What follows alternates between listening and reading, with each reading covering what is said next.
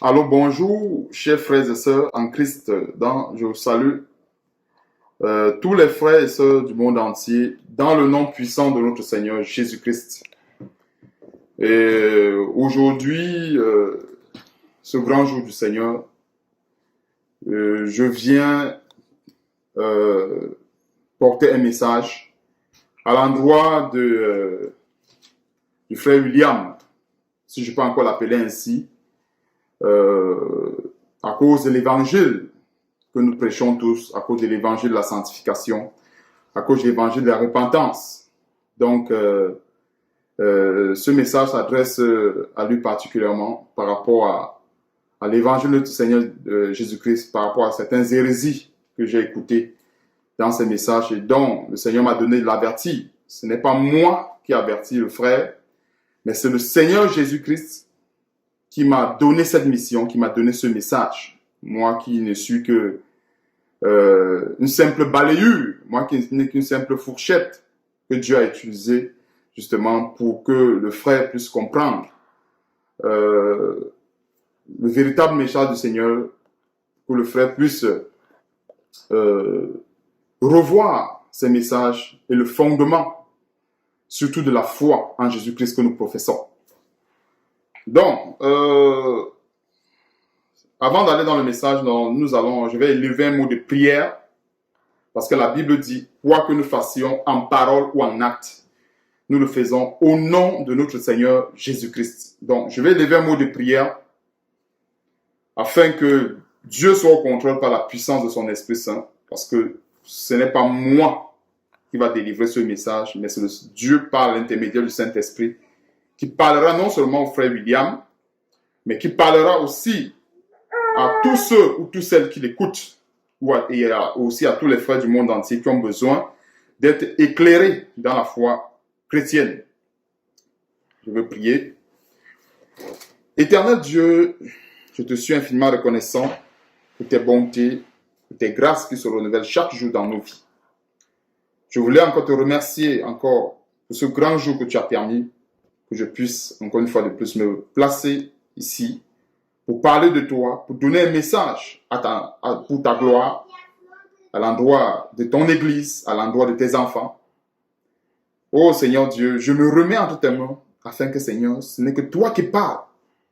Oh Seigneur Dieu, je fais taire mes émotions, je fais taire ma chair, je fais taire, oh Seigneur Dieu, tout esprit ici présentement qui pourrait perturber ce message, qui pourrait, oh Seigneur Dieu, se lever contre la connaissance que notre Seigneur Jésus-Christ a mis à notre disposition, afin que seul ton message, afin que seule ta parole puisse prévaloir en toutes choses. Seigneur, je te remets cette séance d'édification, je te remets cette séance de discernement, ô Seigneur Dieu, afin que toi seul tu nous édifies, parce que même moi aussi, Seigneur, qui donne ce message, j'ai aussi besoin d'être édifié. Merci Seigneur, encore une fois de plus, de prendre la première place en ce moment, et surtout que la gloire et l'honneur te reviennent dans nos vies. Et c'est dans le nom puissant et merveilleux de notre Seigneur Sauveur, Jésus-Christ, que je t'ai prié. Amen. Ok. Déjà, avant de commencer le message, puisque le frère a beaucoup enseigné, il a beaucoup parlé de l'appel de Dieu. Et il a parlé de beaucoup de choses, mais je ne veux pas aller en désordre. Je vais aller un point après l'autre. Et je veux prendre le temps si Dieu le veut, d'exposer les choses comme il se doit, comme Dieu le veut. Le frère a parlé de l'appel de Dieu. Et l'appel de Dieu, déjà, c'est quoi? Parce que c'est un mot qui est tellement mystifié aujourd'hui. Et mystifié pourquoi? Parce que un mot comme ça qui est tellement simple, tellement facile à comprendre, selon la Bible bien sûr, parce que c'est pas selon nous, c'est selon la Bible. Aujourd'hui, ça a tellement été mystifié, à telle enseigne que ça suscite la convoitise dans les cœurs. Dans un premier plan, on va aller dans la Bible, dans Actes des Apôtres, pour essayer de voir ce premier élément de l'appel. Actes chapitre 2, ça c'est le premier verset. Et en passant, aujourd'hui, dans cette vidéo, il y aura beaucoup de versets à partager. Énormément de versets. Énormément. Je m'en excuse, mais il faut bien que les choses soient claires. Il y aura énormément de versets à partager. Énormément. Donc, Acte chapitre 2. C'est le premier verset avec lequel je commence. Acte chapitre 2. Au verset 39. Il est écrit. Car la promesse, ici, là, ça c'est, je ne veux pas lire tout le livre des Actes, mais j'essaye, je vais faire un résumé jusque-là. Ici, c'est l'apôtre, c'était les apôtres qui étaient en train de tenir un discours devant le peuple. Et le peuple, par la suite, les a demandé, au verset 37, « Hommes frères, que ferons-nous » Et c'est ici que les apôtres ont commencé à leur répondre, « Repentez-vous » Et au verset 39, il est écrit, « Car la promesse, quelle promesse? Ça, c'est la promesse du salut de Dieu. Car la promesse est pour vous, pour vos enfants et pour tous ceux qui sont au loin, en aussi grand nombre que le Seigneur notre Dieu les appellera. » Donc, nous sommes ici en train de voir un appel à la repentance. C'est l'appel de Dieu. Mais un appel qui consiste à la repentance. C'est-à-dire que Dieu appelle à travers le sacrifice que notre Seigneur Jésus-Christ a donné sur la croix, toute l'humanité, homme comme femme. Et c'est pour dire que l'appel de Dieu, en fait, ne concerne pas une catégorie de personnes, mais cet appel concerne tout le monde.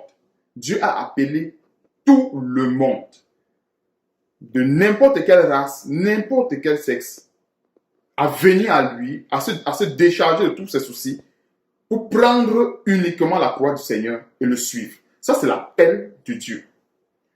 Bon, voilà un verset qui nous parle de l'appel de Dieu. Et je vais aller encore dans Jean 3, chapitre 16. Voilà encore un autre verset qui parle de l'appel de Dieu, mais de manière implicite. Pourquoi est-ce que je dis de manière implicite?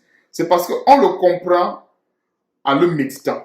C'est pour ça que je dis de manière implicite. Jean chapitre 3, verset 16. Car Dieu a tant aimé le monde qu'il a donné son Fils unique afin que quiconque croit en lui ne périsse point, mais qu'il ait la vie éternelle.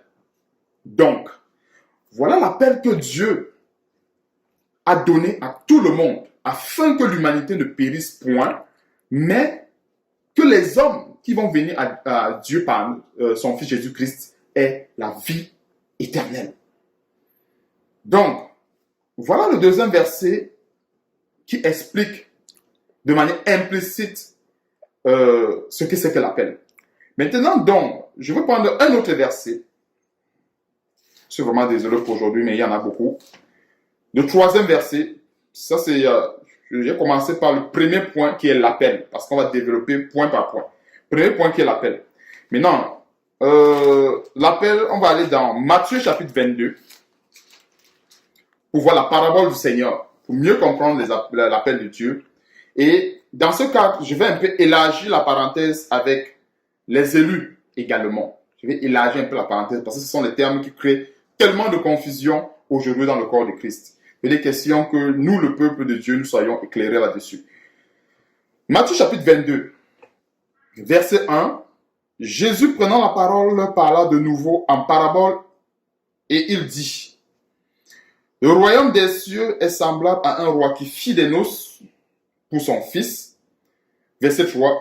En passant, c'est Matthieu chapitre 22, verset 1 jusqu'au verset 14. Donc, je vais lire les 14 versets, mais je ne vais pas les expliquer verset par verset. Je vais faire un résumé. Verset 2. Le royaume des cieux est semblable à un roi qui fit des noces pour son fils. Ça, c'est le verset 2. Il envoya ses serviteurs appeler ceux qui étaient invités aux noces, mais ils ne voulurent pas venir. On voit bien, on peut souligner au verset 3, appeler. Parce que nous sommes en train de s'édifier sur ce que c'est que l'appel de Dieu. Verset 4. Il envoya encore d'autres serviteurs en disant: dites aux conviés, voici, j'ai préparé mon festin, mes bœufs et mes bêtes grasses sont tuées, tout est prêt, venez aux noces.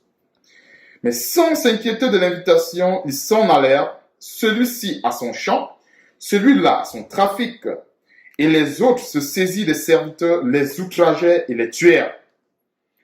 Verset 7. Le roi fut irrité, il envoya ses troupes, fit périr ses meurtriers et brûla leur ville. Verset 8. Alors il dit à ses serviteurs, les noces sont prêtes, mais les conviés n'en étaient pas dignes. Allez donc dans les carrefours et appelez, soulignons encore, verset 9, appelez. Allez dans les carrefours et appelez tous ceux que vous trouverez. Ok? On comprendra plus tard pourquoi est-ce que je suis en train de souligner. Appelez, appelez tout le temps. On comprend ce que c'est que l'appel de Dieu dans cette parabole. Allez donc dans les carrefours et appelez tous ceux que vous trouverez. Ces serviteurs allaient donc des chemins, rassemblèrent tous ceux qu'ils trouvèrent méchants et bons. Et la salle des noces fut pleine de convives. Le roi entra pour voir ceux qui étaient à table, et il aperçut là un homme qui n'avait pas revêtu un habit de noces. Il lui dit, mon ami, comment es-tu entré ici sans avoir un habit de noces? Cet homme eut la bouche fermée. Verset 13. Alors, le roi dit au serviteur, liez-lui les pieds et les mains et jetez-le dans les ténèbres du dehors, où il y aura des pleurs et des grincements des dents. Verset 14. Car il y a beaucoup, on souligne encore appelés, il y a beaucoup d'appelés, mais peu d'élus. Ok. Quand nous regardons, quand nous méditons ce texte, on a fait souligner appelé 3 fois. Au verset 3, au verset 9, et puis au verset 14. Pourquoi est-ce que je fais souligner cela? C'est pour expliquer le contexte dans lequel Dieu a appelé ses serviteurs. Dans un premier contexte, il les a appelés, comme nous le savons tous, dans l'Ancien Testament, dans l'Ancienne Alliance. Dieu a toujours appelé ce peuple, le peuple qui est le peuple de Dieu, à sortir d'Égypte, à aller offrir des sacrifices à Dieu, qui sont les sacrifices, aujourd'hui, comme on a dit, de louange. Les sacrifices que nous avons appelés même aujourd'hui à offrir. Maintenant donc, ces gens pour qui le salut était prédestiné, qui étaient les enfants de Dieu, qui étaient les enfants de Dieu de souche, bien les enfants de Dieu de par la chair, je vais le dire ainsi, parce que le peuple d'Israël à l'époque, c'était beaucoup plus les enfants de Dieu de par la chair, parce que si on plonge le regard dans le sacerdoce lévitique, on va bien voir que ceux qui s'occupaient de ce sacerdoce étaient des lévites, et les autres avaient reçu des terres que Dieu leur avait données parce qu'ils avaient combattu des rois, parce qu'ils les avaient tués, etc., etc. On ne va pas ressasser ça au complet. Mais c'était qu'on comprenne que ce premier appel que Dieu a fait, c'était mis pour le peuple de Dieu d'antan. C'est-à-dire le peuple de Dieu qui était de la génération, qui était de la postérité charnelle d'Abraham. Je vais parler de la postérité charnelle parce que, en fait, parce que cette postérité était issue d'Abraham, qui était issue des reins d'Abraham. On va dire ça comme ça, était issue des reins d'Abraham. Donc ça, c'était le premier appel au verset 3. Maintenant, au verset 9, cet appel-ci, ça c'est notre appel. Ça c'est l'appel dans lequel nous sommes. C'est-à-dire, aujourd'hui, Dieu a dit, j'ai lancé un appel aux enfants d'Israël, à la postérité charnelle d'Abraham, et ils n'ont pas répondu. Ce sont eux qui ont tué mes prophètes, ce sont eux qui ont tué mes serviteurs, ce sont eux qui ont tué tous ceux qui ont porté les messages de repentance dans l'Ancienne Alliance. Alors maintenant, je me tourne vers les païens, je me tourne vers tous ceux qui seront en mesure d'entendre ma voix, se repentir, venir à moi afin d'être sauvés. Donc voilà le deuxième, au verset 9, comme je disais tantôt, cet appel que Dieu lance aujourd'hui, et je dis bien cet appel est pour tout le monde. Il n'y a pas un appel de Dieu qui est pour X et qui n'est pas pour Y. C'est un appel qui est pour tout le monde. Et c'est pour ça que la Bible dit dans Galates chapitre 3 verset 28, alors il n'y a plus ni juif ni grec, il n'y a plus ni homme ni femme. C'est parce que l'appel de Dieu concerne tout le monde. Au verset 14. Car il y a beaucoup d'appelés, mais peu d'élus. Alors, il faut bien qu'on comprenne que quand Dieu appelle tout le monde à la course que nous sommes, quand Dieu appelle tous ces serviteurs que nous sommes, tous les enfants de Dieu qui ont accepté de servir Dieu en esprit et en vérité, ce n'est pas tout le monde qui va manger à la table du Seigneur. C'est ça, en fait, l'explication de ce verset.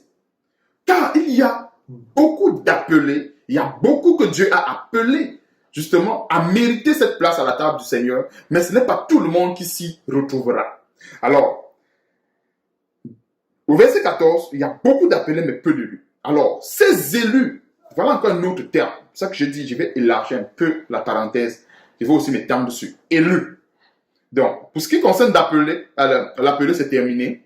Maintenant, je suis sur le deuxième point qui est l'élection. Donc, quand il dit élu, élu n'est rien d'autre que choisi. Un élu, c'est un choisi. Et pour le comprendre mieux, terre à terre, sans rentrer formellement dans la parole de Dieu, on va voir des élections qui sont organisées dans des pays du monde entier. C'est le peuple qui choisit et son président, et ses députés, et son maire, et tout ça.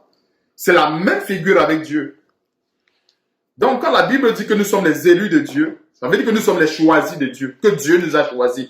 Aussi simple que ça, il n'y a pas de façon plus compliquée pour l'expliquer. Maintenant, pour aller dans le verset biblique, on va aller dans Jean chapitre 15. Ça, c'est le premier verset. J'ai fini avec l'appel. Juste au deuxième point, c'est l'élection. Jean chapitre 15, verset 15 à 16, qu'on comprenne mieux. Jean chapitre 15, verset 15 à 16. Je ne vous appelle plus serviteur parce que le serviteur ne sait pas ce que fait son maître, mais je vous ai appelé parce que je vous ai fait connaître tout ce que j'ai appris de mon Père. Verset 16, c'est ici que je voulais, ça le message. Ce n'est pas vous qui m'avez choisi. Ici, Jésus-Christ s'adresse à ses disciples. Ce n'est pas vous qui m'avez choisi, mais moi je vous ai choisi. Et je vous ai établi afin que vous alliez. C'est très important parce qu'en fait, il ne faut pas seulement se focaliser sur soit l'appel, soit l'élection. Non, ce n'est pas ça qui est important. Mais c'est pourquoi est-ce que nous avons été élus. C'est ça en fait qui est le point le plus important. Donc, je vous ai établi afin que vous alliez et que vous portiez du fruit et que votre fruit demeure, afin que ce que vous demanderez en mon nom, il vous le donne. C'est-à-dire ce que vous demanderez en mon nom, c'est indéfini. On peut demander tout à Dieu quand on est appelé. On peut demander tout à Dieu qu'on est choisi en son nom. Parce que du moment où la Bible dit dans Galates 2, verset 20, c'est l'apôtre Paul qui le disait, si je vis, ce n'est plus moi qui vis, mais c'est Christ qui vit en moi. Alors, ça veut dire que si c'est Christ qui vit en moi, les besoins que je vais aller porter devant le trône de Dieu, bien, je vais aller porter devant le trône de la grâce, alors, sont des besoins pour, justement, l'église de Jésus-Christ. Donc, j'étais sur le point qui parlait de l'élection, donc des élus. Ici, dans Jean chapitre 15, verset 16, Jésus-Christ en tout nous dit que c'est lui qui a choisi ses disciples. Et c'est vrai. Nous tous, on a vu avec les Matthieu et tout ça. Il voyait tes disciples, il dit que laisse ce que tu fais, suis-moi. Laisse ce que tu fais, suis-moi. C'est la même élection qu'il y a aujourd'hui sur nous tous. Il n'y a pas une seule personne qui n'a pas été élue. Tout le monde a été élu. Mais le problème, c'est qu'il faut rentrer dans un contexte précis parce que, je vais pour éclairer un peu, pour être précis dans le terme élection. Ici, la Bible nous parle, dans le texte dans Matthieu chapitre 22, on nous parle d'une forme, on parle d'un autre type d'élection, c'est-à-dire qui sont des personnes qui vont être à la table du Seigneur. Et nous savons bien, ceux qui vont être à la table du Seigneur sont ceux qui auront combattu le bon combat. Donc ces gens-là vont être choisis pour être à la table du Seigneur. Et c'est pour ça qu'en fait, très souvent, vu que c'est un terme qui crée tellement de confusion, moi j'aime très souvent, c'est même mieux de le remplacer par choisi. Parce qu'à plusieurs niveaux d'un test, on fait des choix, on fait des tris, ce qu'on appelle des tris. Donc le principe de l'élection, selon Dieu, c'est un principe de tri. Alors, au départ de la course, Dieu fait des tris. il dit, ok, on commence la course au nombre de 100. Mais à la fin de la course, la perfection voulait qu'on arrive tous 100%. Mais la Bible nous dit qu'en fait, que ce n'est pas tout le monde qui va y arriver. Ça veut dire que la perfection des hommes n'est pas forcément la perfection de Dieu. Donc, la Bible nous dit en fait qu'il y aura peu d'élus, il y aura peu de personnes. Et c'est pour ça que la Bible nous convie, selon Luc chapitre 13, verset 24, que efforcez-vous pour entrer par la porte étroite. C'est vrai, on a été choisi pour le ministère, on a été choisi pour porter la parole de Dieu au milieu des nécessiteux. On a été choisi pour porter cette parole, ce message de la repentance vers des personnes qui sont déprimées, découragées. Mais ce n'est pas tout. Nous avons le devoir de veiller sur cet enseignement, de veiller sur nous afin de ne pas tomber. Donc, restons dans le cadre élection. On va aller dans Éphésiens chapitre 1. Éphésiens chapitre 1. Désolé pour la longueur du message. Dieu a bien voulu que on partage, parce que j'ai donné le message au frère, j'avais l'impression, j'essaie de lui parler, j'avais l'impression, soit il fait semblant d'écouter, soit je sais pas trop. Mais allons dans la Bible. Éphésiens chapitre 1, un instant. Bon. J'y suis. Éphésiens chapitre 1, verset 3 à 5. Béni soit Dieu, le Père de notre Seigneur Jésus-Christ, qui nous a bénis de toutes sortes de bénédictions spirituelles dans les lieux célestes en Christ. En lui, Dieu nous a élus avant la fondation du monde pour que nous soyons saints et irrépréhensibles devant lui, nous ayant prédestinés dans son amour à être ses enfants d'adoption par Jésus-Christ, selon le bon plaisir. Donc, on dit, verset 4, c'est là où je vais m'attarder. En lui, Dieu nous a élus avant la fondation du monde. Qui parmi nous était avant la fondation du monde? Ou bien qui parmi nous peut expliquer comment est-ce que Dieu a fait pour nous élire?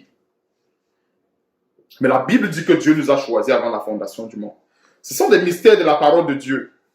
Dieu a bien prévu que lorsque lorsqu'un chrétien accepte le Seigneur Jésus-Christ aujourd'hui, lorsque cet homme est baptisé d'eau, il est baptisé de l'Esprit de Dieu et qu'il reçoive les dons du Saint-Esprit, en manifestation bien sûr, que cette parole s'applique justement à lui. Que cette parole soit vraiment réelle. On va dire que ce dessein s'ouvre dans sa vie. Et c'est pour ça que la Bible dit que Dieu nous a élus.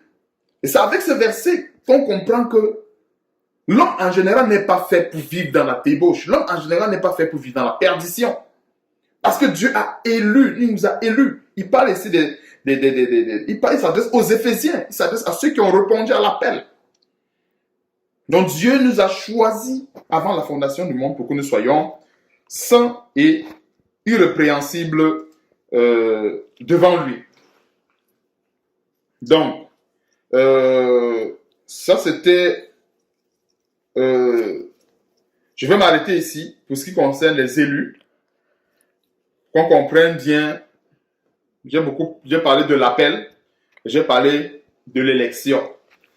En résumé, ces deux termes, en fait, ne veulent rien dire, veulent tout simplement dire, quand on dit quelqu'un a l'appel de Dieu, ça veut tout simplement dire, c'est un appel à la repentance.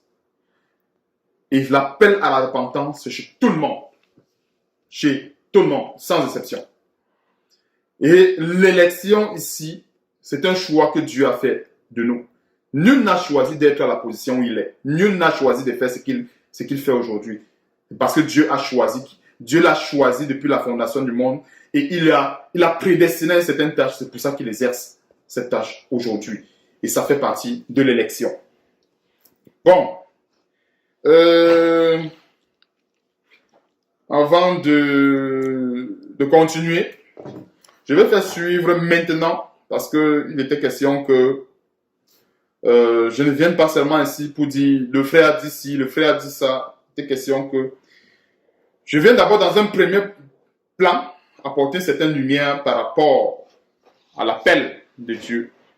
Et c'est exhaustif. Les versets que j'ai donnés ne sont pas tout. Hein. Il y a plusieurs versets. Mais j'ai préféré me limiter à l'essentiel pour qu'on comprenne ce que c'est que véritablement l'appel de Dieu, pour qu'on comprenne à peu près ce que c'est que l'élection. Je n'ai pas voulu sortir tous les versets de la Bible pour faire 4 heures de vidéo. Donc, on va écouter le message du frère. C'est lui qui enseignait sur l'appel de Dieu. Ça, c'est un message qu'une sœur m'a envoyé. C'est ce que j'ai dit. Parce que je ne voulais plus... j'avais tellement suivi ces messages, il y avait tellement de mélange. À un moment donné, j'ai dit, pour ne pas dans une situation où l'ennemi me dit des choses et tout le reste, j'ai préféré dire non, je ne suis plus ces messages et tout. Parce que nous ne venons pas ici. Moi, je ne viens pas ici aujourd'hui pour lancer les pièges sur le frère, pour lancer, avant de commencer, pour lancer les flèches sur lui. Non. La Bible nous dit selon Éphésiens chapitre 6 que nous n'avons pas à lutter contre la chair et le sang. Et l'âme du frère est précieux devant Dieu. C'est pour ça que Dieu m'envoie lui donner ce message. Donc, je ne donne pas ce message au frère parce que quelque part, je vais détruire son ministère, je vais détruire ce qu'il fait. Le ministère qu'il a reçu, tout le monde en a reçu une part du Seigneur. Et chacun doit prendre garde à la manière qu'il gère ce ministère qu'il a reçu de Dieu. Ça, c'est la Bible qui le dit. Donc, comme il dit ici, je ne viens pas ici pour le détruire, je ne viens pas ici pour le calomnier. Non. C'est pour ça que j'ai prévu que nous-mêmes, on va examiner ensemble dans cette vidéo ce que lui-même il va dire. Et on va confronter cela par rapport à la parole de Dieu. Et comme je dis ici, la Bible dit, Éphésiens chapitre 5, verset 11, « Et ne prenez point part aux œuvres infructueuses des ténèbres, mais plutôt condamnez-les. » Donc moi, je ne condamne pas le frère, mais je condamne l'œuvre des ténèbres. Et quelque part, j'ai pris Matthieu chapitre 18 à partir du verset 15. J'ai contacté le frère maintes fois avec lui. La première fois, je l'ai contacté, il ne m'a pas donné une réponse claire. La deuxième fois, il m'a envoyé des messages effacés. La troisième fois, c'est là où j'ai envoyé un message pour dire, je te donne un dernier avertissement de la part du Seigneur. J'ai bien dit de la part du Seigneur. Donc, ce n'est pas moi qui l'avertis. Moi, je suis qui pour l'avertir? Moi, je suis qui pour l'avertir? Donc, il faut bien qu'ils comprennent que Dieu existe et que Dieu utilise qui il veut. Comme il a l'habitude de dire. Et très souvent, c'est qu'il a l'habitude de dire. Mais le problème, c'est qu'il n'arrive pas à réaliser que ce qu'il a l'habitude de dire est une vérité. Donc, Dieu utilise qui il veut. Et c'est pour dire que quand quelqu'un frère t'apporte un message, ou qu'un frère t'apporte un message, bien quelque chose, il suffit pas seulement de dire non, le frère veut détruire ton ministère, le frère veut te détruire. Non. Prends le message du frère, examine par rapport à la parole de Dieu pour pouvoir conclure que voilà. Examine. Et on va examiner son message et on va prendre la parole de Dieu. On va mettre en pratique Actes chapitre 17, verset 11. Les Juifs de Béry qui recevaient la parole de Dieu avaient empressement, ils examinaient la parole pour voir si ce qu'on les enseignait était vrai. Donc, j'ai tenu à faire ce petit speech pour anéantir, pour briser tout esprit de confusion. Parce que c'est que Satan est très fort avec la confusion et avec ce qu'on appelle les interprétations particulières. Donc, en fait, cette séance de discernement n'est pas pour lever une guerre d'opinion, n'est pas pour lever des interprétations particulières ou des raisonnements de gauche à droite. Non, on ne raisonne pas avec la parole de Dieu. La parole de Dieu, elle est claire et elle est formelle. Ok, allons-y. Je vais lancer la vidéo.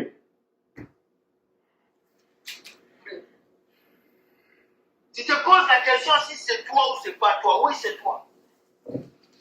C'est toi. L'appel de Dieu ne choisit pas le lieu, ni l'endroit. Mais l'appel de Dieu choisit ton cœur. Ce soir, je parle à un public qui va recevoir l'appel de Dieu. Ce soir, il y a des gens là où vous êtes, vous allez tomber. L'onction de Dieu va te prendre du salon jusqu'à la chambre. Si tu es en train de conduire, tu vas garer. Parce que Dieu est en train d'opérer quelque chose ce soir. Samuel était assis. Il ne connaissait pas la parole de Dieu. Il y a une personne ce soir, tu ne connais pas la Bible. Tu ne connais pas Jésus. Mais Jésus va se révéler à toi. Tu vas lire la Bible toute l'année. Quelqu'un ce soir, on va t'offrir une Bible cette semaine. Il y a des gens ce soir, Dieu va se révéler à vous d'une manière pas possible. Le Dieu qui s'est révélé à moi, le Dieu qui m'a poussé à avancer. Beaucoup de gens meurent dans l'ignorance parce qu'ils ne connaissent pas l'appel de Dieu. Pour eux, l'appel de Dieu, c'est attendre la théologie. L'appel de Dieu, qu'on doit leur oindre d'huile. L'appel de Dieu, c'est le jour où le pasteur dira, lève-toi. Non, non, non. L'appel de Dieu commence maintenant dans ta vie. Ça commence maintenant.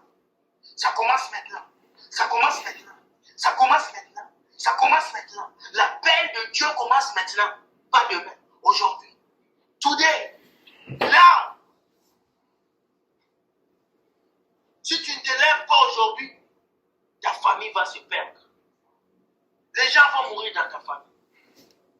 Ce soir, reçois l'appel de Dieu. Il y a une femme ici, ton fils est dans la drogue, pure et dure.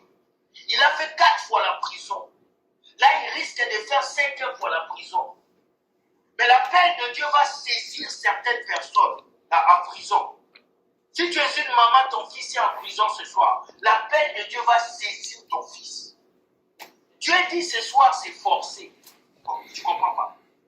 Le message qui sort ce soir s'appelle c'est forcé. Dieu va forcément toucher les gens. Dieu va forcément appeler les gens. L'appel de Dieu vient pour vider l'enfer et remplir le paradis. L'appel de Dieu... My God, my God, my God, my God. On va lire ces versets. Ces versets qui annoncent l'appel de Dieu. My God, my God, my God. Oh Seigneur, on vous a menti. On vous a menti.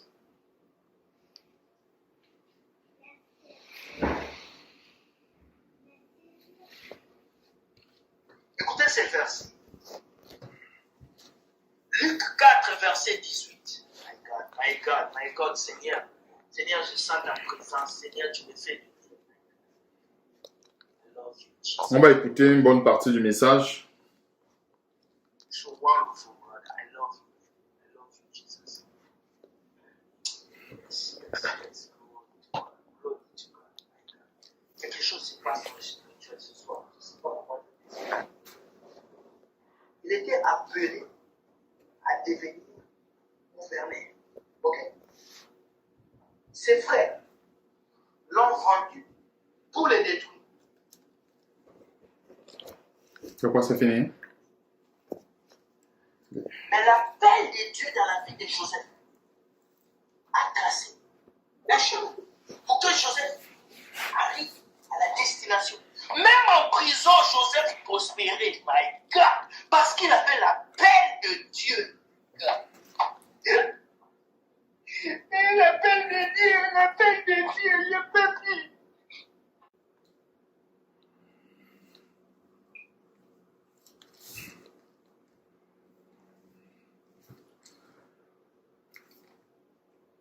Ok, on va continuer avec le message du frère. Il y avait des jeunes comme lui dehors. Il y avait des jeunes diplômés. Il y avait des jeunes qui ont du succès en Égypte. Il y avait des jeunes qui avaient le baccalauréat. Il y avait des jeunes qui avaient des compétences. Mais Dieu est parti prendre quelqu'un dans la prison. Pharaon a laissé les diplômés d'Égypte. Il a laissé les masters d'Égypte. Il a laissé le doctorat d'Égypte. Il est parti prendre quelqu'un qui est esclave, qu'on ne connaissait pas. Pharaon l'a pris et l'a mis à la tête de la nation. L'appel de Dieu fait briller ton étoile, même quand les gens ne veulent pas. D'accord. Je ne sais pas si quelqu'un écoute. Écoute. Quand j'atteins ce niveau de prédication-là, c'est qu'il y a quelque chose qui se passe dans le spirituel. Écoute, Moïse a vécu avec Pharaon. Il a grandi. Il a tué quelqu'un. Il a fui. My God. Lorsqu'il a fui, chez Jétro, Moïse était marié. Il avait déjà sa vie. Mais l'appel de Dieu dans la vie de Moïse est venu le récupérer. Quand tu as l'appel de Dieu dans ta vie, Tu peux aller dans le monde. Tu peux aller fumer. Tu peux repartir dans la prostitution. Tu peux aller dans la fornication. Tu peux tout faire. Mais si Dieu t'a appelé pour accomplir sa parole, tu vas revenir. J'ai dit tu. Ok, bon. On va pas écouter tout le message, sinon je n'aurais finalement rien à dire. J'ai voulu qu'on écoute une certaine séquence. Et c'est vraiment très scandaleux. Et il y a quelque chose qui m'a vraiment retourné en moi-même. Et dans ce message, c'est sûr que je ne veux pas faire tout écouter. Je pense qu'il a publié sur Internet. Ceux qui veulent avoir plus de détails peuvent rentrer, réécouter ce qu'il a dit. Mais j'ai pris juste une petite partie de ce qu'il a dit. Et on va essayer d'examiner. Et dans tout ce qu'il a dit, ce que j'ai retenu, il a lié forcément l'appel de Dieu, qui est l'appel à la repentance, qui est l'appel à changer de vie. Il a lié ça formellement à l'élévation. C'est ça, en fait, l'évangile de prospérité. Vouloir lier la sanctification à la prospérité. Et c'est bien, pourtant, ce genre d'évangile que lui dénonce. Mais il ne se rend pas compte qu'en fait, que c'est ça qui est en train de sortir. C'est-à-dire vouloir lier l'évangile de la sanctification avec la prospérité. Revenons dans le cas de Joseph. On va revenir dans le cas de Joseph pour qu'on comprenne qu'est-ce qui a été la conséquence de son élévation. Qu'est-ce qui a vraiment, on va dire comme ça, qu'est-ce qui a vraiment été la conséquence de l'élévation de Joseph? Est-ce que c'est tout simplement parce qu'il avait accepté d'aller voir ses frères ou bien c'est parce qu'il avait répondu à l'appel de Dieu et tout? Qu'est-ce qui a vraiment été l'élément qui a permis, ou bien qui a permis que Joseph soit élevé par Dieu? Parce que c'est Joseph qui a été élevé par Dieu. Pharaon, Potiphar, ce sont que les instruments que Dieu a utilisés, chemin faisant, pour accomplir les songes que Joseph avait reçus de Dieu. Donc, on ne va pas rentrer dans Genèse, parce qu'on me dit, je n'ai pas envie de faire 4 heures de vidéo. Mais on va aller dans Genèse, malheureusement. Il faut bien qu'on rentre dans la parole. Si faut rester véridique, il faut rentrer dans la parole. C'est, je crois, Genèse chapitre 39. Voici l'une des choses qui a poussé Dieu à l'élever. Comme nous-mêmes, c'est pas seulement le cas de Joseph, parce que quand nous lisons l'Ancien Testament, quand nous lisons tout ce qui s'est passé dans l'Ancien Testament, la Bible dit que c'est pour notre instruction. Nous lisons ça pour tirer instruction de ce qui s'est passé. Donc, dans Genèse chapitre 39, on va prendre au verset 7 jusqu'au verset 12. Je ne veux pas le lire verset par verset. Chacun peut aller lire. Il s'agissait de la femme de Potiphar qui harcelait. C'était la femme de son maître. Potiphar qui le harcelait. Elle voulait coucher avec Joseph. Et Joseph a refusé catégoriquement. Et la femme l'a harcelé plusieurs fois. Et je ne sais pas si on peut s'imaginer une situation que nous, chrétiens, on peut être à avoir une femme comme ça qui est l'image de la séduction intense, qui est à notre touche chaque jour. Je présume que cette femme, physiquement, n'était pas une femme, par exemple, elle était une femme peut-être qui mettait les vêtements d'attirance pour que Joseph puisse tomber dans le piège. Mais Joseph a résisté jusqu'à ce qu'il a fui. Parce que la Bible demande de fuir l'impudicité. Et ce qui est très important à retenir, c'est ce verset que je vais lire, de ce que Joseph a dit à la femme de Potiphar. Et c'est même ce verset que nous devons normalement confesser quand nous sommes souvent dans des situations de tentation extrême. Confessons ce verset pour voir ce que Dieu fera. Verset 9. Genèse chapitre 39, verset 9. Après ce que Joseph a dit, il parlait de son maître en commençant, parce que j'ai pris un coupon.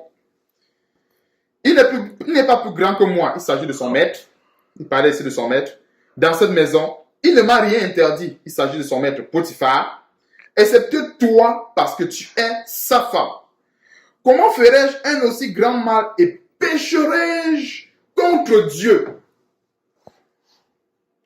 Je suis rentré dans toute cette histoire de Joseph pour qu'on comprenne que Joseph n'a pas été élevé parce qu'il avait un appel de Dieu, soi-disant. Mais il a été élevé à cause de la crainte de Dieu qu'il avait. Dieu a fait ce que Dieu l'a rétribué. Dieu a rétribué sa crainte. C'est la rétribution qui lui a donné cette élévation. Et n'oublions pas que l'élévation physique, les bénédictions en général, je veux globaliser ça dans l'Ancien Testament, étaient en général des choses physiques. Dans l'Ancien Testament, dans l'Ancienne Alliance. Donc, quand on disait, quand dans l'Ancienne Alliance, il s'agissait de bénédictions, quand on disait tu es béni, c'était forcément dans tes troupeaux. Hein? C'est Deutéronome chapitre 28 qui le parle. C'était forcément dans tes troupeaux, forcément dans tes voitures. Voilà, c'était ça en fait. Les bénédictions, c'est limité à ça. Je ne dis pas qu'aujourd'hui, entre guillemets, ce n'est plus, Dieu ne peut plus bénir quelqu'un avec une voiture, Dieu ne peut plus bénir quelqu'un avec... Ce n'est pas ce que je suis en train de dire. C'est pour ça qu'il dit, je ne veux pas lever un débat d'opinion et puis chacun va tirer ses conclusions. Non. Deutéronome chapitre 28, quand nous lisons, ce sont des bénédictions de la terre. Pourquoi? Parce que dans l'ancienne alliance, c'est une alliance qui mettait en exergue, mais qui mettait en avant ce genre de bénédiction. C'est pour ça que Dieu pouvait promettre aux enfants d'Israël la terre promise, qui est une terre physique. Mais aujourd'hui, notre promesse, c'est quoi? Est-ce que notre promesse, c'est la maison? Est-ce que notre promesse, c'est le passeport? Est-ce que notre promesse, c'est la voiture de luxe? Est-ce que notre promesse, c'est ci? Si on a même une maison, on a un ceci. Gloire à Dieu. Et puis on avance. Ce dont la couronne que nous recherchons, elle n'est pas de cette terre. Elle n'est pas de cette terre. Et on va aller dans Colossiens chapitre 9, verset 27, pour comprendre ce qui a permis à Dieu d'élever Joseph. Et 1 Corinthiens chapitre 9, c'est pour qu'on puisse comprendre en profondeur ce qui s'est passé. Bien, ce qui se cache derrière cette élévation de Joseph. 1 Corinthiens chapitre 9, verset 27. Ça, c'est l'apôtre Paul qui parlait. Verset 26.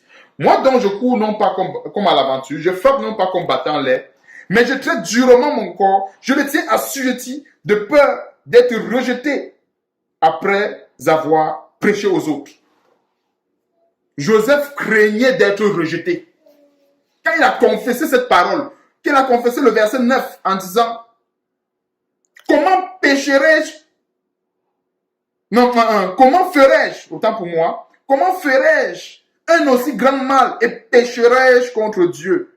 Quand il a confessé cela, il a eu la force de pouvoir se libérer des chaînes de la séduction. Donc, voilà un verset que Joseph a mis en application. Il y a aussi 1 Corinthiens chapitre 6, verset 18 que Joseph a mis en application. Fuyez l'impudicité, quelque autre péché qu'un homme commette. Ce péché est hors du corps, mais celui qui se livre à l'impudicité pêche contre son propre corps. Joseph a fui, il a laissé même une partie de son habit. Le dernier verset, pour qu'on comprenne l'élévation de Joseph. 1 Samuel chapitre 2, verset 30.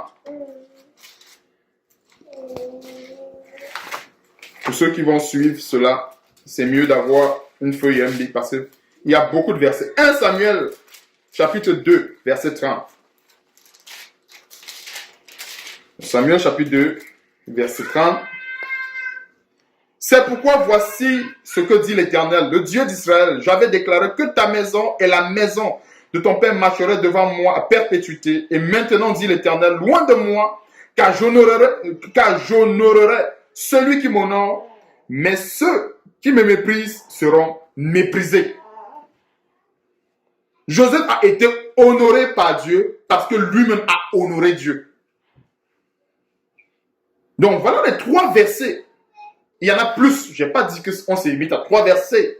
Peut-être il y en a 50, 60, peu importe. Mais j'ai voulu qu'on s'édifie avec ces 3 versets pour comprendre l'élévation de Joseph. Parce que lorsqu'on parle tout simplement de l'appel de Dieu, de l'appel de Dieu, de l'appel de Dieu, ça suscite dans le cœur ce qu'on appelle la convoitise. Parce qu'aujourd'hui, les chrétiens aiment des mystères. Aujourd'hui, les chrétiens aiment l'élévation. Aujourd'hui, les chrétiens aiment quand on dit « Oh, tu vas être béni, que tu vas recevoir l'onction, ou tu vas recevoir... » Voilà encore une autre parenthèse qu'on va ouvrir après Joseph. C'est-à-dire, on s'est édifié avec 1 Corinthiens chapitre 9, verset 27 pour comprendre que Joseph a traité durement son corps. Et ce n'est pas facile. Moi, je peux comprendre à quelque chose cette situation parce qu'à l'époque, j'étais dans le monde. Et même en étant chrétien, il m'arrivait souvent d'être dans des situations où il fallait que je détourne le regard, que je traite durement mon corps pour ne pas tomber dans la séduction. Joseph est allé jusqu'à laisser même une partie de son habit pour dire que mieux tu restes avec. Il a fui. Il n'est pas resté dit j'ai la puissance, j'ai l'onction, je vais rester, je vais prier et puis il va me fuir. Non. Quand il s'agit de l'impudicité, on prend les jambes à son cou et on détale. 1 Samuel chapitre 2 verset 30. C'est ça. C'est un peu à quel niveau On peut prendre. Allons-y. Attends, arrête. Alors donc pour résumer, Joseph a eu son élévation parce que justement, il a honoré Dieu et Dieu l'a rétribué. Et l'autre point que j'ai noté dans le message du frère, c'est qu'il a mentionné que l'appel de Dieu fait briller ton étoile, même quand les gens ne veulent pas. Et autre chose, c'est que il a mentionné encore, quand tu as l'appel de Dieu dans ta vie, tu peux aller dans le monde, tu peux aller fumer, tu peux ajouter, rentrer dans la drogue, rentrer dans la prostitution. Mais si tu as été appelé de Dieu, tu vas revenir. On va aller dans la parole de Dieu pour voir ce que la Bible dit en ce qui concerne la compromission. Ce qu'il a dit. Parce que très souvent, on va aller dans Hébreux chapitre 10 au verset 26. La Bible dit, car si nous péchons volontairement après avoir reçu la connaissance de la vérité, il ne reste plus de sacrifice pour les péchés. Verset 27. Mais une attente terrible du jugement et l'ardeur d'un feu qui dévorera les rebelles. Ça, c'est le premier verset. Hébreux chapitre 6, verset 4 à 6. Hébreux chapitre 6, verset 4 à 6. Il est écrit, car il est impossible que ceux qui ont été une fois éclairés, qui ont goûté le don céleste, qui ont eu part au Saint-Esprit, qui ont goûté la bonne parole de Dieu et les puissances du siècle à venir, qui sont tombés, soient encore renouvelés et amenés à la repentance, puisqu'ils crucifient pour leur part le Fils de Dieu et l'exposent à l'ignominie. Donc voilà les deux versets. Hébreux chapitre 10, verset 26, 27 et Hébreux chapitre 6, verset 4 à 6, qui nous montrent comment est-ce que en retournant, ayant reçu l'appel de la repentance, ayant goûté à la bonne parole de Dieu et les puissances du siècle à venir, en étant tombé, parce que lorsqu'on parle de tomber, parce que retourner dans le monde, ce n'est pas un choix sans conséquence, parce que le frère, j'ai l'impression que, soit peut-être il ne maîtrise pas l'ampleur de cette parole. On ne peut pas rentrer dans le monde de manière délibérée et revenir dans le Seigneur comme si le Seigneur était devenu une poubelle.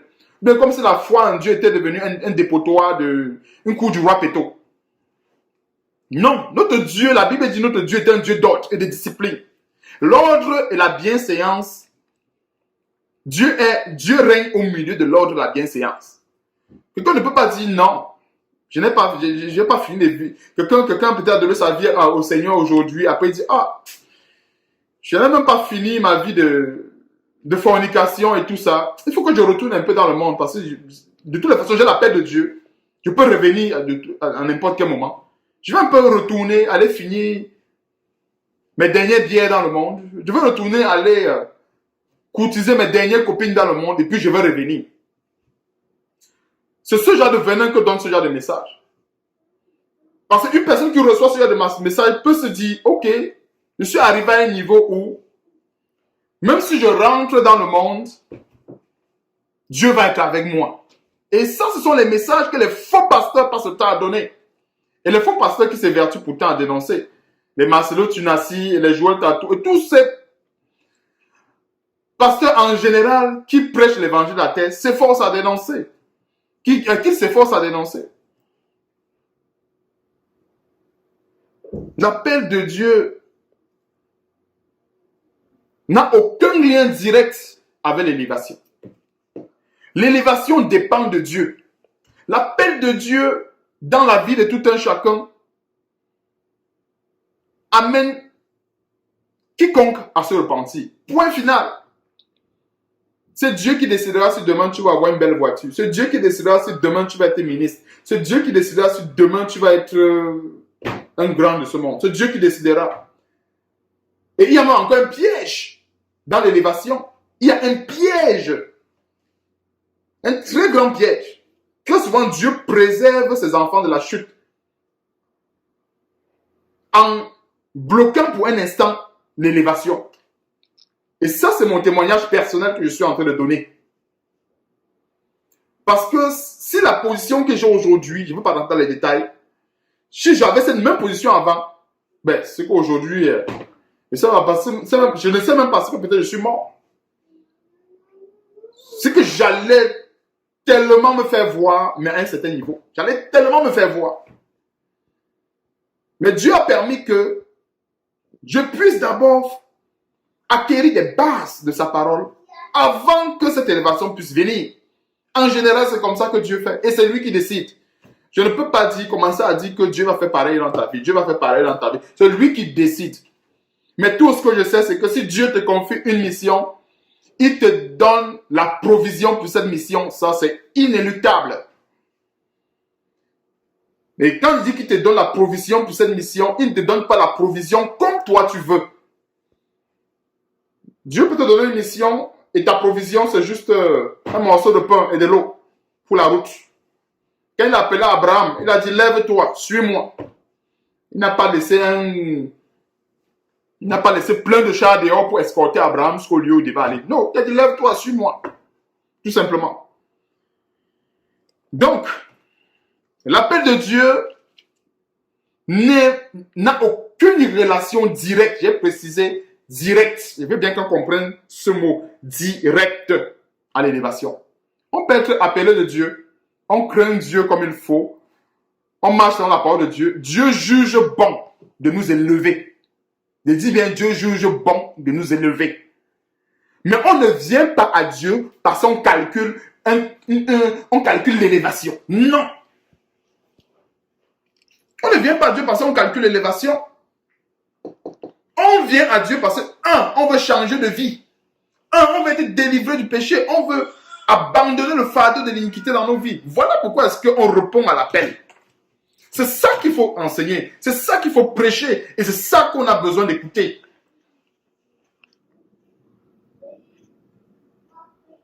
Maintenant, donc, je vais aborder le volet onction, puissance, etc. Je vais aborder ce volet. C'est quoi l'onction? Dans l'Ancien Testament, si on regarde bien, on médite dans toute l'Ancienne Alliance, quels sont ceux qui étaient oints? Les rois, les sacrificateurs, à l'exemple d'Aaron et ses fils et autres, pour exercer dans le sacerdoce. J'ai cité les sacrificateurs, les rois et les prophètes. Voilà ceux-là qui étaient oint physiquement d'une corne d'huile dans l'Ancien Testament. Alors, je vais exempter les prophètes. Exempter les prophètes, pourquoi? Parce que la Bible dit dans Jérémie chapitre 1, verset 5, que avant que tu ne fusses, on va dire ça, je vais exempter les prophètes. C'était les rois et les sacrificateurs qui étaient oints d'une corne d'huile, de l'huile physique, pas les prophètes. Parce que les prophètes, pour eux, dans l'Ancienne Alliance, ils étaient déjà oints depuis le ventre de leur mère, selon Jérémie chapitre 1, verset 5. Donc, j'aborde ce volet parce que ça crée tellement de confusion. Ne touchez pas à mes soins. Il y a les gens à qui, je l'ai entendu dire qu'il y a les gens qu'on ne touche pas, les gens qu'on ne, on ne fait pas ci, on est élevé, on ne doit pas faire ceci, on ne doit pas faire cela.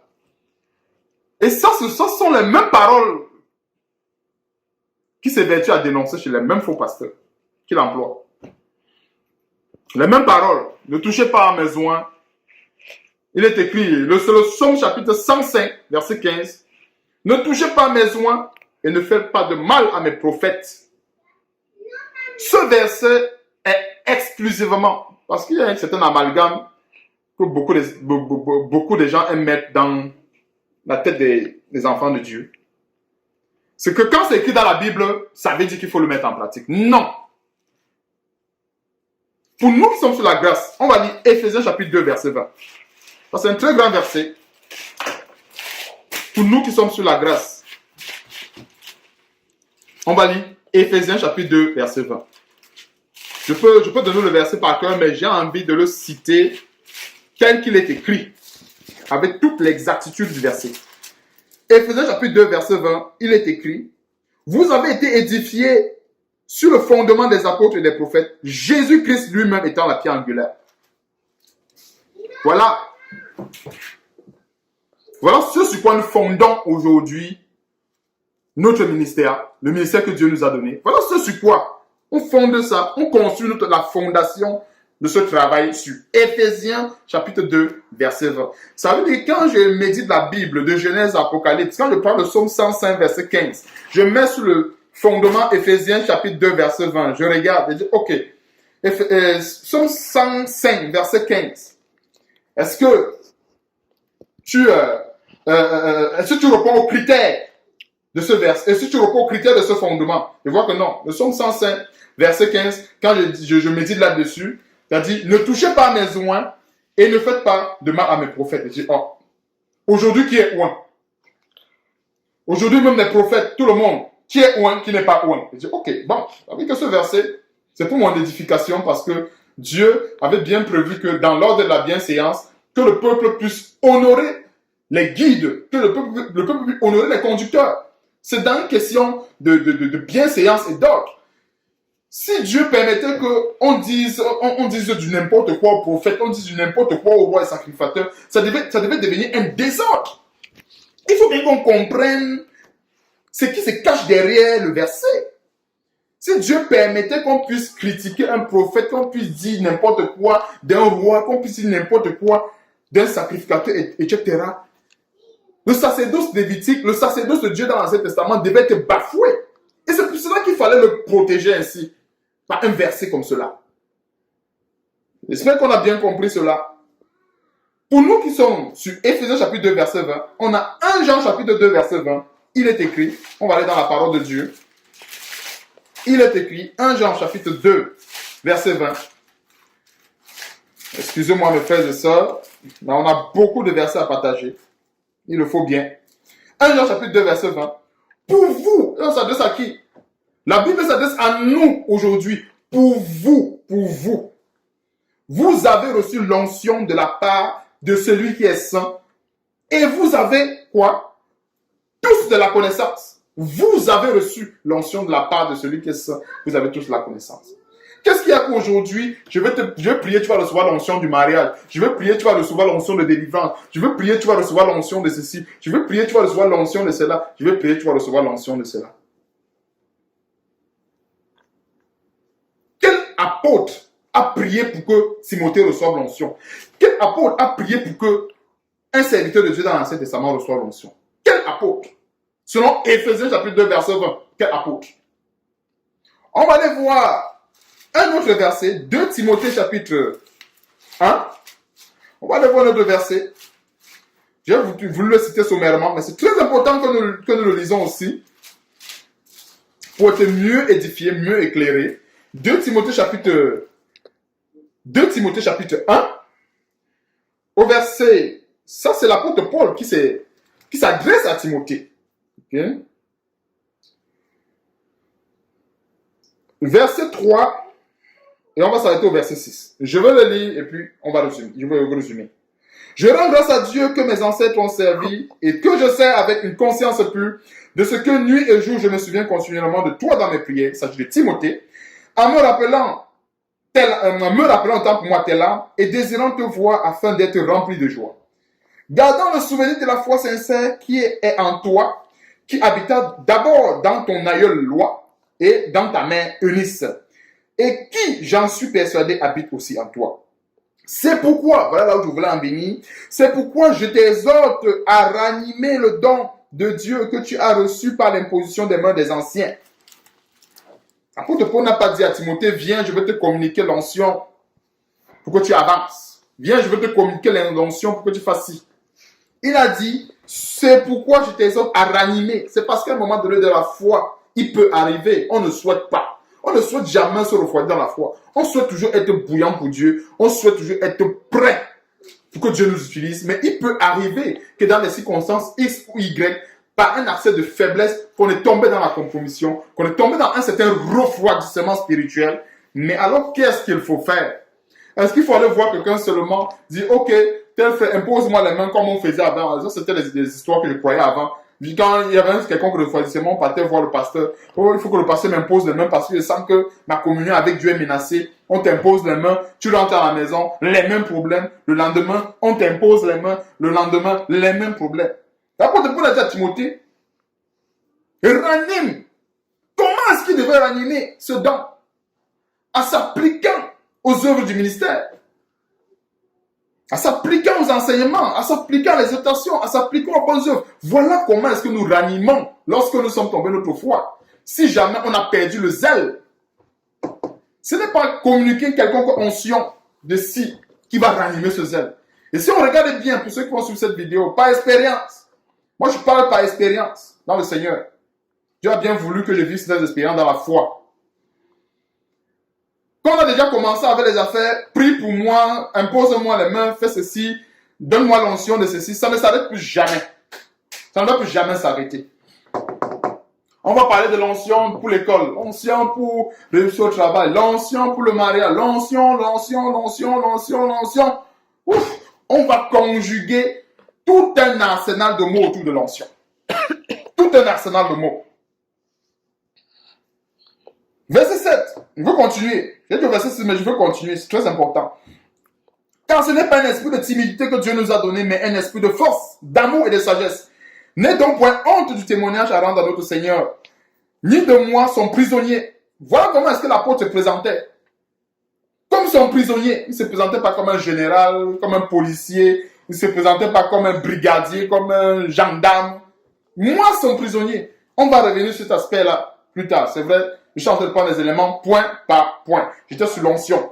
Donc, mais un esprit de force, d'amour et de sagesse n'est donc point honte du témoignage à rendre à notre Seigneur, ni de moi son prisonnier, mais souffre avec moi pour l'évangile par la puissance de Dieu. Voilà comment est-ce qu'il devait se ranimer. Il devait souffrir. La Bible dit ceux qui vivront pieusement en Jésus-Christ seront persécutés. C'est de l'œuvre du ministère dont il était question ici. Pour que le don, la puissance de Dieu qu'il a reçue, pour que l'onction de Dieu qu'il a reçue lorsqu'il avait le Saint-Esprit en lui, puisse se remettre encore à bouillir dans son corps. Donc, ça c'était le volet de l'onction. C'est très important qu'on le comprenne. Il y a une partie du message, parce que je n'ai plus assez de temps, il y a une partie du message que j'ai noté. J'aurais dû vous faire écouter, mais c'est tellement long qu'il a dit, l'appel de Dieu t'amène à manger avec des rois. Hein? L'appel de Dieu t'amène à manger avec des rois. La vidéo, je pense sur Internet, je crois que c'est l'appel 2 et tout. Et après, il dit, tu vas t'asseoir avec les milliardaires. Quelqu'un qui a l'appel de Dieu pour ordonner à un gouvernement de changer. L'appel de Dieu trace un chemin pour que tu réussisses. Il n'y a aucun... Donc, et quand on parle de la réussite, il faut toujours le mettre dans un contexte précis pour que ça ne crée pas de la confusion. C'est vrai que quand quelqu'un reçoit l'appel de Dieu, il est prédestiné à réussir. On va commencer à dire non, le gars là vraiment, il est dans un autre monde, peut-être, on ne sait pas quel évangile il parle. Oui, c'est vrai que quand tu réponds à l'appel de Dieu, tu es prédestiné à réussir. Mais seulement ce sont des termes dont il faut toujours apporter une certaine précision. La Bible dit, selon Josué, chapitre 1, à partir du verset 8 à 9, on va le lire, pour pouvoir éclairer sur ce point, lorsqu'on parle de la réussite. Le côté onction est terminé. Nous sommes dans Josué. Parce que j'ai tenu à ne pas mélanger les affaires, qu'on aille point après point. Maintenant, on parle de la réussite. Je suis en train de parler de la réussite. Maintenant, on va aller dans Josué. Il a dit Josué, chapitre 1, à partir du verset 8 au verset 9. Je suis. Verset 8. Un point de ta bouche. Médite le jour et nuit afin. Médite le jour et nuit pour agir autant pour moi. Fidèlement fidèlement selon tout ce qui est écrit. Car c'est alors que tu auras du succès dans tes entreprises. C'est alors que tu réussiras. Au verset 8. C'est alors que tu réussiras. Verset 9. Non, oui, c'est verset 9. Ne t'ai-je pas donné cet ordre? Fortifie-toi et prends courage. Ne te fais point et ne t'épouvante point, car l'Éternel ton Dieu est avec toi dans tout ce que tu entreprendras. Donc, pourquoi est-ce que j'ai voulu qu'on lise Josué chapitre 1, verset 8 à 9? Le verset 8 nous donne un détail très important pour la réussite. Que ce livre de la loi ne s'éloigne point de ta bouche. Donc, c'est conditionnel. La réussite, elle est conditionnelle. Tout comme aujourd'hui, l'appel de Dieu que nous recevons n'est pas au pif. Nous recevons un appel pour marcher dignement devant le Seigneur, pour renouveler notre intelligence, comme le dit Romains chapitre 12, verset 1 à 2, pour fuir davantage de péché, la convoitise, tout ce qui fait la guerre à l'âme. C'est pour ça que nous recevons l'appel de Dieu. C'est pour ça que nous recevons l'appel de Dieu. Et c'est pour ça que Dieu nous fait réussir. Donc, il n'y a pas un quelconque onction qu'on appelle appel de Dieu qui débloque la réussite. Il n'y a pas un quelconque onction qu'on appelle appel de Dieu qui donne le succès. Non. L'appel de Dieu, c'est l'appel à servir Dieu. Si on veut comprendre ça de manière plus simple, c'est l'appel au travail. Tout simplement, ce n'est pas l'appel à la gloire, c'est l'appel au travail. L'appel de Dieu. Bon, tu vas t'asseoir avec les milliardaires. Dieu t'amène à manger avec les rois. Je vais prendre Daniel, chapitre 1, verset 8. Dans de Genèse Apocalypse, il n'y a aucun serviteur de Dieu. Peut-être quelqu'un peut me trouver le verset, mais si quelqu'un me trouve le verset, je vais accepter ce que lui me dit, que l'appel de Dieu nous amène à nous asseoir avec des milliardaires et manger à la table des rois. Si quelqu'un trouve un verset où il y a un véritable serviteur de Dieu, il précise bien un véritable serviteur de Dieu.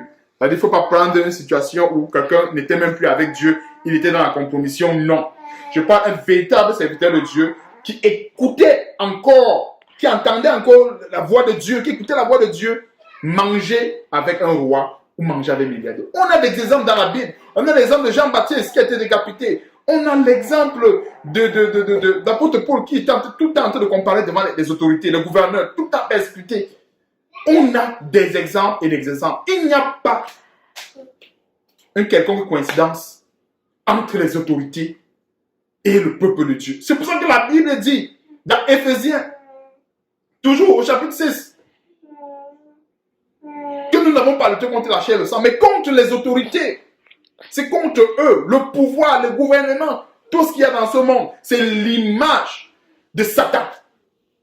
C'est l'image de Satan. S'il faut rentrer, c'est une petite parenthèse que j'ouvre et je vais la refermer rapidement. Dans ce qui se passe dans les gouvernements, les présidents, les sacrifices humains qu'il faut faire, les enfants qu'il faut tuer, tout le reste. Est-ce qu'un véritable serviteur de Dieu va s'asseoir avec quelqu'un qui fait des sacrifices humains? Ou un rosicrucien, un franc-maçon? Parce qu'il a l'appel de Dieu. Vous, mes frères et sœurs, examinez vous-même ce genre de paroles. Daniel chapitre 1, au verset 8. On va aller voir le cas de Daniel. La Bible a tout ce qui contribue à la vie et la piété. Tout. Je m'excuse d'être trop versé aujourd'hui, mais il faut bien qu'on comprenne ces choses afin de ne pas être ballotté à tout vent de doctrine. Lorsqu'on comprend onction, on court. Lorsqu'on comprend appel de Dieu, on court. Lorsqu'on comprend telle chose, on court. Non. On va voir comment est-ce que Daniel, lui, n'a pas voulu se souiller avec les mains du roi. C'est Daniel chapitre 1, verset 8. Un instant. Je suis un peu très impatient. C'est pour ça que je fouille assez rapidement, je traverse. Ok, Daniel chapitre 1, verset 8, j'y suis. Daniel résolut de ne pas se souiller par les mains du roi et par le vin dont il buvait, et il pria le chef des eunuques de ne pas l'obliger à se souiller. Voilà. Voilà une résolution d'un serviteur de Dieu. Il a résolu de ne pas se souiller avec les mains du roi. Voilà Daniel, un serviteur de Dieu, dans l'Ancien Testament. Il a résolu, non, je ne veux pas manger à la table avec les rois. Maintenant, c'est nous, aujourd'hui, dans l'aide de la grâce, on va dire, on a l'appel de Dieu. Il faut que les gens comprennent que nous sommes des rois aujourd'hui. Comme l'évangile qu'il a enseigné, il avait dit cela 7 ans, l'évangile de prospérité. Et parce que le temps a enseigné que quand Dieu t'a appelé, les gens doivent témoigner la gloire de Dieu dans ta vie. Ils doivent voir que Dieu t'a changé justement parce que tu t'habilles bien, parce que tu as des chaussures qui te coûtent cher, parce que tu manges dans des grands restaurants, parce que tu as une belle voiture. Il y a des fondements qui ne doivent pas subsister. Sur Éphésiens chapitre 2, verset 20. Il y a des fondements lorsqu'on est brisé par la parole de Dieu qui doivent être détruits. Lorsque ces fondements subsistent, ça produit quoi? De la rapine. L'appel de Dieu, c'est l'appel à la repentance. L'appel, encore une fois de plus, à la repentance. Et la repentance, c'est un processus. Beaucoup se limitent tout simplement, on a confessé le Seigneur et puis c'est tout. Non, non, non. On a confessé le Seigneur. En passant, on va partager notre texte. Ça, c'est l'apôtre Paul qui parlait. C'est vrai qu'on a confessé le Seigneur. Mais nous savons que nous avons le péché qui est attaché à notre chair. Le péché est attaché à notre chair. L'apôtre Paul disait, qui me délivrerait de ce corps de mort? Qui me délivrerait de ce corps de mort? Car je fais le mal que je ne veux pas. L'apôtre Paul, il lui-même l'a confessé cela. Le mal que je ne veux pas, c'est ça que je fais. Le bien que je veux, je ne le fais pas. Et dans les messages que Dieu m'a donnés, le Seigneur m'a montré que le frère, il est sincère. Mais la sincérité n'est pas une preuve qu'on est dans la vérité. Il est sincère, il est sérieux, il est dévoué. Mais ce que je lui disais, c'est qu'il mélange à un moment donné la sanctification, la prospérité, il mélange tout, il mélange. Tu commences à suivre un verset, oui, donne ta vie à Jésus, marche selon Jésus, ne suis pas les hommes. C'est bien. Après un moment donné, il parle l'appel de Dieu, t'amène dans le monde. Ça remélange. Et l'autre message, quand j'ai terminé avec ce point, de s'asseoir avec les milliardaires et tout, ça c'est le dernier point. D'abord, je vais arrêter. C'est le dernier point.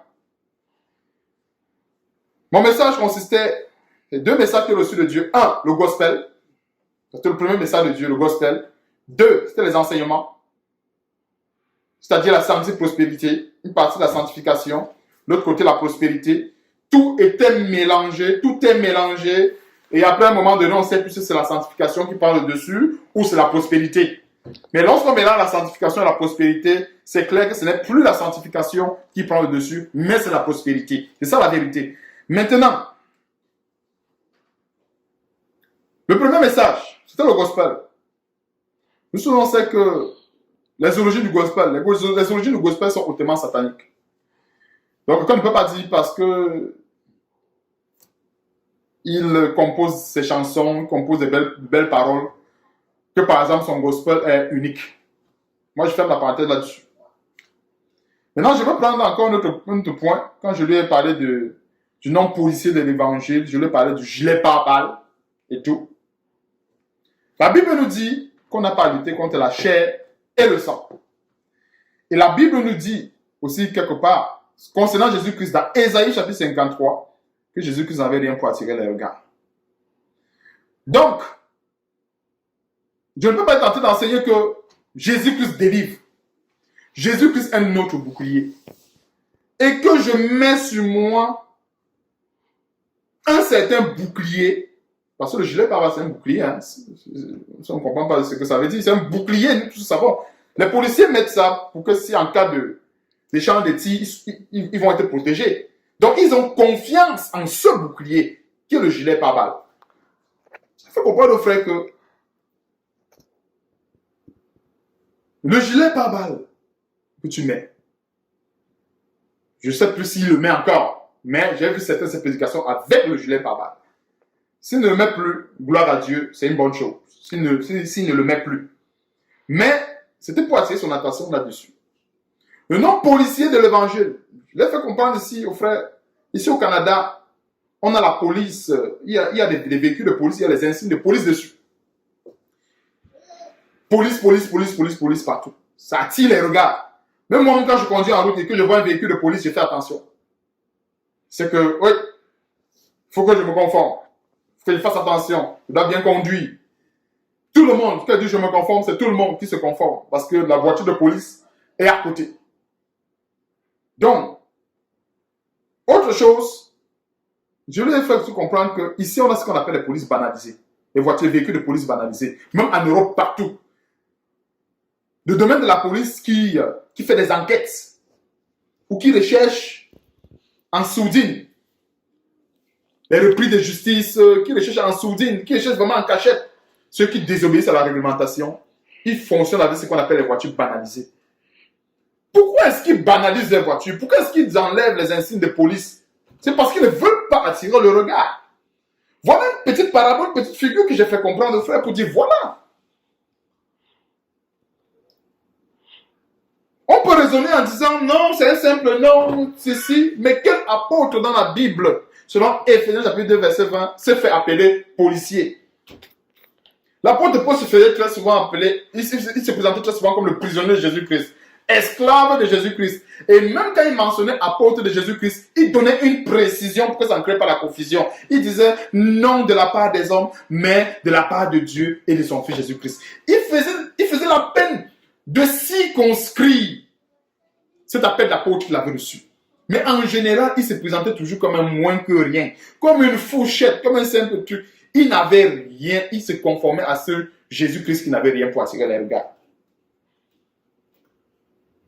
Donc, voilà les éléments que je lui ai fait comprendre, qu'il essaie de revoir ça, qu'il rentre devant la face de Dieu. Parce que si on veut servir Dieu et ne pas attirer les regards sur nous, c'est assez simple. Qu'on adopte une posture, qu'on adopte une identité qui ne va pas amener les gens à nous suivre. Parce qu'il a fait une vidéo pour dire que voilà, Achille au Canada, machin, il n'a même pas de... je ne me rappelle plus trop dans la vidéo, mais je comprends que bon, je ne suis même pas connu et tout le reste. Moi, ce n'est pas mon problème d'être connu. Voilà, aujourd'hui, j'ai posté dans ma chaîne YouTube, j'ai une chaîne YouTube, mais je n'ai même pas assez de vidéos là-bas. Je pense que j'ai 3 ou 4 vidéos, je ne me trompe pas, 3 ou 4 vidéos dans ma chaîne YouTube. Et je crois que plaise à Dieu, si Dieu voulant, je veux considérablement en faire pour que le peuple de Dieu soit édifié. Parce qu'il y a un manque criard. Il y a un manque criard. Nous sommes dans une période où la parole de Dieu est devenue tellement rare. Tellement rare. Tout le monde, la majorité des enfants de Dieu aujourd'hui aiment entendre des mystères. Dès que tu dis que tu as une révélation, tout le monde t'écoute. J'ai une révélation. Commence à dire, oh, voilà, le Seigneur m'a révélé qu'il y a tel esprit qui te bloque. il y a tel esprit qui t'empêche de prospérer. Oh, ok, il faut qu'on prie, il faut qu'on jeûne. Toujours des révélations qui tournent autour des choses de la terre. Autour des choses de la terre. Maintenant, pour terminer, je vais donner encore une dernière petite exhortation. Ça, je termine. On va dans Colossiens, chapitre 3. Pour qu'on comprenne aujourd'hui le véritable standard auquel nous devons aspirer. Colossiens, chapitre 3, verset 1. Si donc vous êtes ressuscités avec Christ, cherchez les choses d'en haut où Christ est assis à la droite de Dieu. C'est pas compliqué. Cherchez les choses d'en haut. Les choses d'en haut, c'est quoi? La sanctification. Le rejet de tout souillure. On recherche la sanctification sans laquelle personne ne verra le Seigneur. L'amour de Dieu. L'amour les uns pour les autres. Nous devons rechercher ces choses. La charité. Voilà les choses d'en haut. Affectionnez-vous aux choses d'en haut et non à celles sur la terre. C'est pas moi qui le dis. Colossiens chapitre 3. On doit s'affectionner à la parole de Dieu. On doit s'affectionner à la sanctification. On doit s'affectionner à la délivrance. Un chrétien devait être zélé quand il s'agit de se dépouiller que lorsqu'il s'agit de se lever. Normalement, ça c'est mon point de vue là-dessus. Le chrétien devait dire, je suis content vraiment de mes vertus à me délivrer de tel esprit qui me pousse tout le temps à me lever, tout le temps. Que de rechercher tout le temps l'élévation. La Bible dit selon Éphésiens chapitre 2 verset 6 que Christ nous a ressuscités ensemble et nous a fait en soi ensemble avec lui dans les lieux célestes. Nous avons une élévation qui est déjà établie. Tout ce que nous avons sur la terre ne représente rien par rapport à ce que Jésus-Christ nous a donné. Ça ne représente rien. C'est 1 sur plus l'infini qui donne 0 en mathématiques. 1 sur plus l'infini qui donne 0. Donc c'est pour dire que les choses de cette terre représentent tout simplement une goutte d'eau dans toute la mer dont Dieu nous a donné, spirituellement parlant. Éphésiens chapitre 2, verset 6 le dit. Du moment où quelqu'un a accepté Jésus-Christ, il a confessé le Seigneur, il a été baptisé, il a reçu les dons du Saint-Esprit. Cette parole est pour lui. Jésus-Christ l'a ressuscité justement et l'a fait asseoir ensemble avec Jésus-Christ dans les lieux célestes. Ça, c'est la position que nous avons. Qui est le superlatif? Il n'y a pas une position qui va dépasser cela. Il n'y a pas une position. Si Dieu nous fait manger à la table des rois, je prends un exemple comme ça, il nous fait manger à la table des rois, ça n'atteint pas la position que Jésus nous a donnée spirituellement parlant. Ça n'atteint pas. La Bible dit, affectionnez-vous. Colossiens chapitre 3, verset 1 au verset 4. Il y a aussi l'autre verset qui est cité en passant, Éphésiens chapitre 2, verset 6. Affectionnez-vous aux choses d'en haut et non à celles qui sont sur la terre, car vous êtes morts et votre vie est cachée en Christ. Ou bien votre vie est cachée avec Christ en Dieu. Quand Christ, votre vie, paraîtra, alors vous paraîtrez aussi avec lui dans la gloire. Voilà un verset qui nous permet de comprendre que c'est quand Jésus-Christ va venir que la vraie élévation là, qu'on recherche là, va vraiment sortir. La vraie. Hébreux chapitre 11, le chapitre de la foi, vers la fin parle comment est-ce que les apôtres vivaient dans les antres de la terre. Il y a 1 Corinthiens chapitre 4, à partir du verset, je crois, 7 à 11, qui parle comment est-ce que les apôtres étaient persécutés, comment est-ce qu'ils vivaient dans la nudité, dans la famine et tout. C'est ça le lot du chrétien. Est-ce que par ailleurs, ils sont en train de dire que le chrétien ne doit plus avoir une quelconque élévation? Ce n'est pas ce que je suis en train de dire. Ce n'est pas ça. Je ne suis pas en train de dire que le chrétien doit seulement vivre misérable. Ce n'est pas ce que je suis en train de dire. Mais ce que je suis en train de dire, c'est qu'on ne doit pas focaliser toute notre attention, toute notre foi sur une élévation qui ne représente pas ce que nous avons déjà. C'est-à-dire, Dieu nous a donné Éphésiens chapitre 2, verset 6, qui représente, je dis bien, plus l'infini. C'est immatérialisable ce que Jésus-Christ, ce que Dieu nous a donné par son Fils. Maintenant, un chrétien va se casser la tête à chercher à recevoir l'onction parce qu'il cherche la bouffe. Il cherche à avoir l'élévation. Il veut qu'on le distingue, que partout il passe, on dit, oh, l'onction de Dieu agit en lui. C'est pour ça qu'il y a un député qui l'a appelé la dernière fois. L'onction de Dieu agit en lui. C'est pour ça que, justement, tout le temps, il avait les ministres. Et alors, il faut faire attention. Luc, chapitre 13, verset 24, nous demande de nous efforcer à entrer par la porte étroite. Luc, chapitre 13, verset 24, je vais donner tout le verset en passant. Nous efforce à entrer par la porte étroite. Et cette porte n'est pas étroite pour rien. Elle n'est pas étroite pour rien. Parce que justement, c'est une porte de sélection. Et c'est pour cela qu'à la table du Seigneur, selon Matthieu chapitre 22, comme on vient de le voir, il y avait les choisis. Il y a un premier tri. Le Seigneur choisit d'abord 100 dans la course. Je prends peut-être un chiffre comme ça, 100. Après, à l'arrivée, il va encore choisir. Je prends un chiffre 30 à l'arrivée. C'est ça.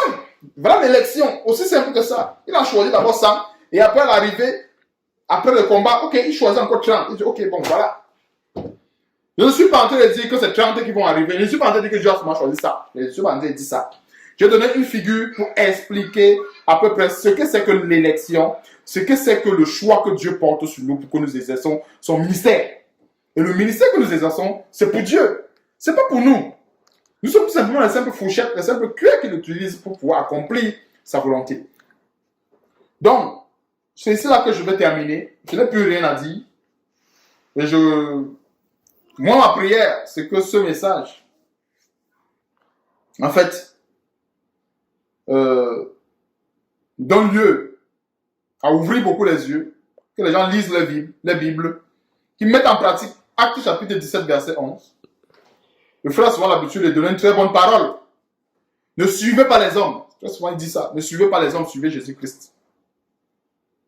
Mais sauf que dans des enseignements, l'enseignement ne doit pas aller en conflit avec ce que nous disons. Je ne peux pas dire ne suivez pas les hommes.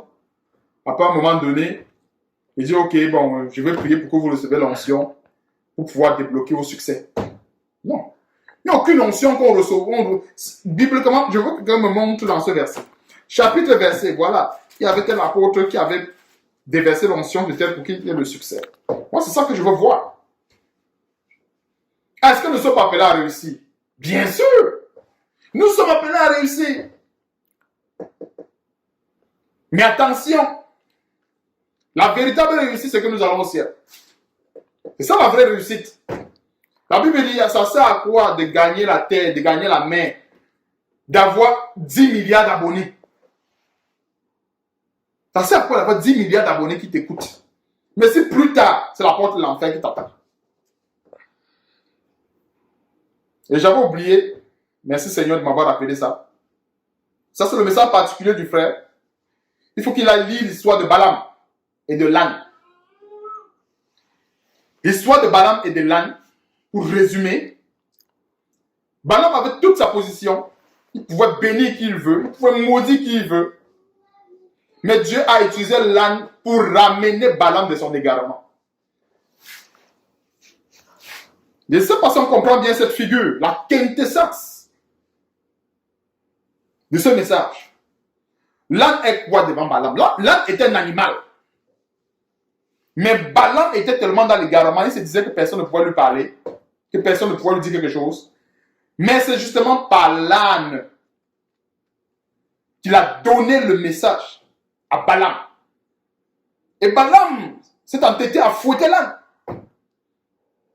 Dans son égarement poussé, il a même causé avec l'âne. J'espère que ce n'est pas encore le cas du frère. J'espère que ce n'est pas encore le cas. Je l'espère bien, parce que j'ai bien peur. Je l'espère bien. Parce qu'arriver à ce niveau, c'est terriblement grave. Ça veut dire le frère a besoin franchement de revoir beaucoup de choses. Du sincère délivrance. Parce que même moi-même, j'ai été délivré. Et moi, j'ai expérimenté ce qu'on appelle la délivrance sans imposition des mains. Tu lis la parole, ça te nettoie. Je l'ai toujours témoigné. Je lisais un verset, j'ai dit, mais c'est quoi? C'est comme si je n'avais jamais lu ce verset. Parce que la façon dont je comprenais le verset avant, je voyais toujours la prospérité partout. Quand je lisais un verset, je cherchais le côté prospérité. Quand nous lisons un verset aujourd'hui, le modèle parfait, la fondation, c'est Éphésiens chapitre 2, verset 20. Je prends le verset, je mets sur Éphésiens chapitre 2, verset 20. Si ça coïncide, je garde le verset. Ça ne coïncide pas. Je retiens pour mon instruction et je le remets à sa place. C'est comme ça l'Ancien Testament. C'est pas parce que c'est écrit, parce que beaucoup se focalisent. C'est écrit, c'est écrit, c'est écrit, c'est écrit, c'est écrit. On ne refuse pas, c'est écrit. Mais est-ce que le verset calque avec Éphésiens chapitre 2, verset 20? Je mets le verset. Je dis, ok, voici Éphésiens chapitre, voici mon gabarit. Éphésiens chapitre 2, verset 20. Je prends le verset qui est dans l'Ancien Testament, je le mets. Et je dis, ok. Non, ça ne fit pas, ça ne convient pas. Ok, je mets de côté. Mais quand même, ce verset m'enseigne quand même quelque chose. Mais je le remets quand même là où il sort. Je prends le verset de l'Ancien Testament, je le mets sur Éphésiens chapitre 2, verset 20. Sur le verset suffit de dire, ok, bravo, je prends. C'est comme ça que vous faites la parole de Dieu. Mais en ce qui concerne le Nouveau Testament, je précise bien, le Nouveau Testament, il n'y a rien à crier. Tout ça parle de nous direct. Il n'y a rien à crier. C'est-à-dire qu'on ferme les yeux, on prend tout. C'est ça la différence entre l'Ancien Testament et le Nouveau Testament. C'est que l'Ancien Testament, c'est plus pour l'instruction. Quelqu'un ne va pas aujourd'hui égorger les vaches, égorger les taureaux parce qu'il va être sanctifié. Mais ce message, par exemple, d'égorger les vaches, d'égorger les taureaux, d'égorger à chaque fois un agneau à la Pâque, ça nous préfigure quoi? Jésus-Christ. Donc je n'achète pas un veau aujourd'hui pour l'égorger parce que je vais être sanctifié ou purifié. Non. Mais je retiens que le veau qui était égorgé, la vache qui était égorgée, soit pour la Pâque, soit pour les sacrifices de culpabilité, soit pour les sacrifices d'action de grâce, c'était une préfiguration de Jésus-Christ. Donc voilà là où je termine mon message. Et vraiment, soyons bénis abondamment et que le Seigneur vraiment nous garde. Amen. Bye.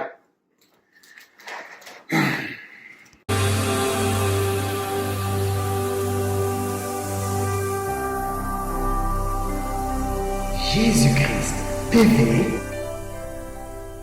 vous connaîtrez la vérité et la vérité vous affranchira.